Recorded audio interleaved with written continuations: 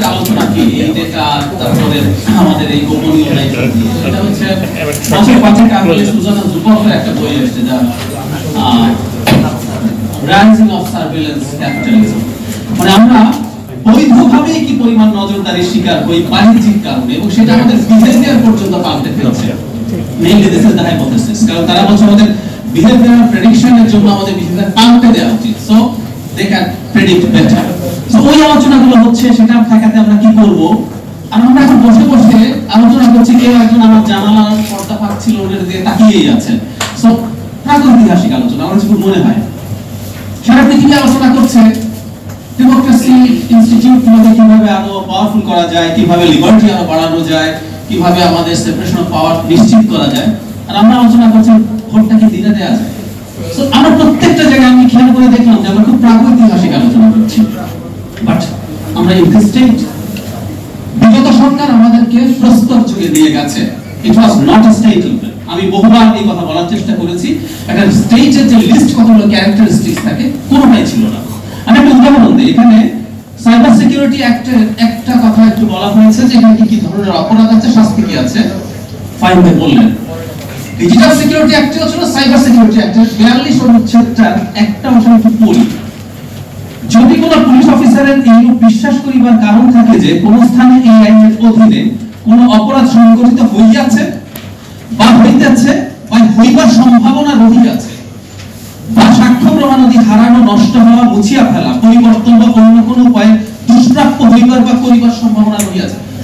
আমরা থট পুলিশের কথা শুনেছিলাম না 1984 জর্জ অরওয়েলের, মানে একটা পুলিশ অফিসারকে আমরা এম্পাওয়ার করছি আমার থট বোঝার জন্য। ওনার মনে হইয়াছে যে এখানে এটা হইতে পারে, যেমন কাউকে কাউকে হয় আমি জানি না, মানে অনেকের তো ধরেন সন্দেহজনক, আমার চুল একটু বড় থাকে পুলিশ থামায়, মাঝে মাঝে থামায়, আমি আমাকে চেক টেক করে, তো যাই হোক, তো হয়তো হইতে পারে। এখন পুলিশের মনে হইলো এবং ওনার মনে হলো যে আমার থট করতে পারছেন যে আমি কোনো একটা ক্রাইম করবো। আমি যে কথা বলতে চাচ্ছিলাম যে পুলিশ অফিসারের কাছে আমরা এই ধরনের ক্ষমতা তুলে দিয়েছি, এই জায়গায় আসলে আমরা চলে গেছি।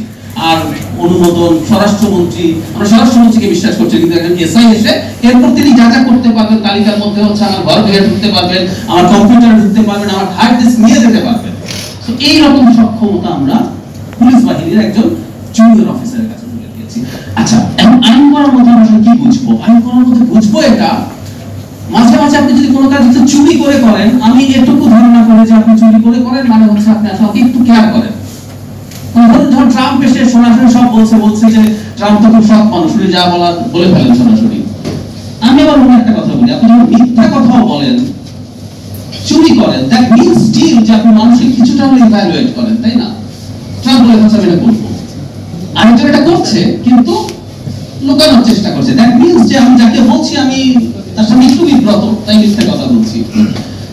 আইনে নাই করছেন এটা একটা কথা, কিন্তু এই সরকারের সঙ্গে যে সবচেয়ে বড় অভিযোগের জায়গা আবার সেটা হচ্ছে আপনি আইন করে সব অসভ্যতা বর্বরতা করেছেন।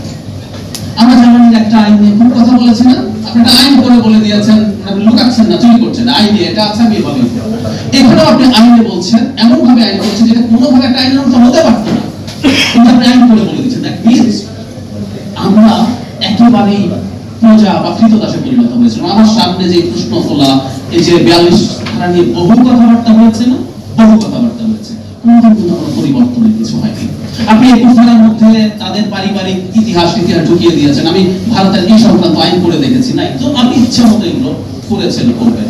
শেষ করবো একটা কথা বলে, সেটা হচ্ছে আমি ব্যক্তিগতভাবে মনে করি অনেক সাজেশনস এসেছে, খুব গুরুত্বপূর্ণ সাজেশনস, কিন্তু সম্ভবত যেটা বলে গেলেন সম্ভবত আমাদের সামষ্টিক চেঁচামেচিটা লাগবে। একটা সোসাইটিতে আসলে এই জিনিসগুলো টিকে থাকে, even in a Democratic country. একটা উদাহরণ দিই, পেগাসাস নিয়ে যখন আলোচনা হলো, ভারতে কিন্তু পেগাসাসের সফটওয়্যার দিয়ে কাকে কাকে ইন্টারসেপ্ট করা হয়েছে একটা তালিকা পাওয়া যায়।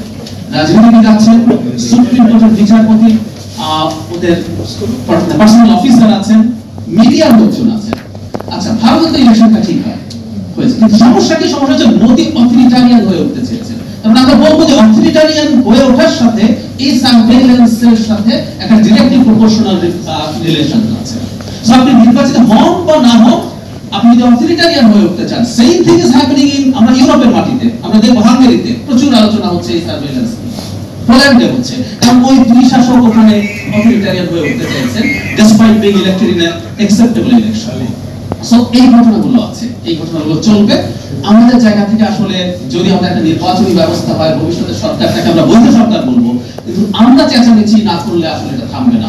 আর শেষ একটা কথা বলি, ডাক্তার ছিলাম বা আছে আমি জানি না, মানে সিন্স আই গট সার্টিফিকেট বাংলাদেশে রিনিউয়াল লাগে না, আমি একজন মেডিকেল ডক্টর। সো কিছু সাইকোলজির কথা বলি, মানে মানুষটা চরিত্রগতভাবে মানুষের মধ্যে ভয়েরিস্টিক মেন্টালিটি আছে।